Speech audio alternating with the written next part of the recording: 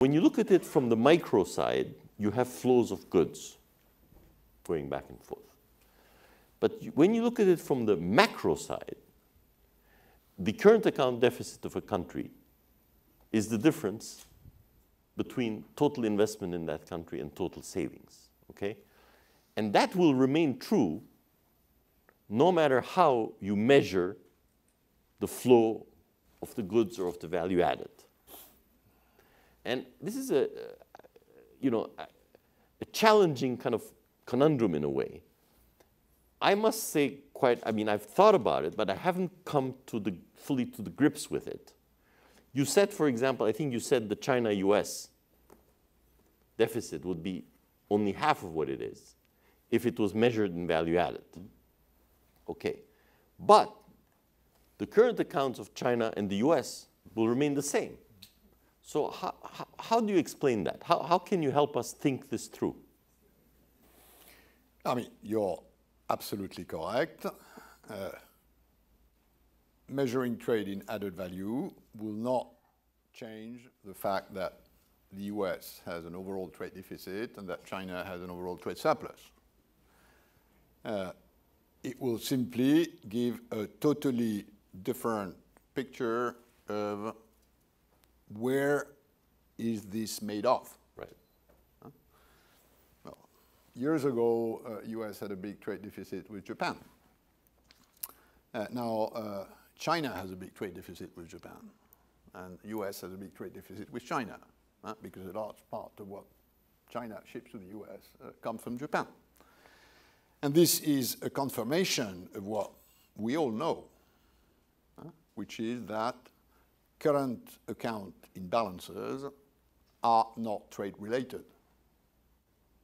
They have to do with macroeconomic realities, which basically is the relative proportion of investment, consumption, savings. So all economists know that the trade balance is the other side of a macroeconomic balance. But what measuring trade in added value helps doing is realizing that this is not a trade problem. And by the way, probably even more importantly, that these imbalances cannot be corrected through trade measures. And that's something, again, which we've known for a long time. Simply the way we measured trade until now couldn't help us realizing this.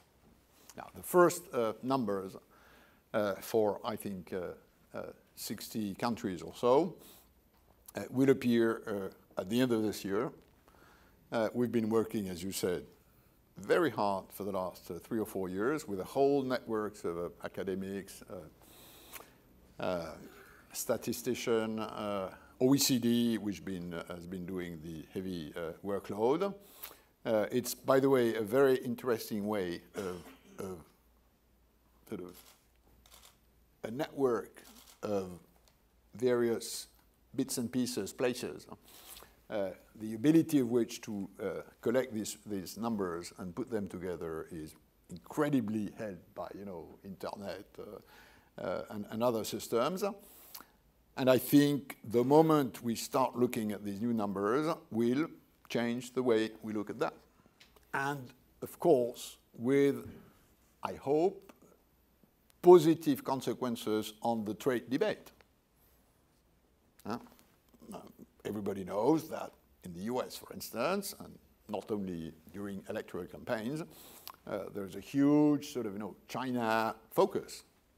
And the bilateral trade deficit between US and China, the way we measure it today, just, hypes this right. as a formidable issue, whereas if you look at it properly, what really matters in trade policies at the end of the day for the people is whether it's job creating, job disrupting.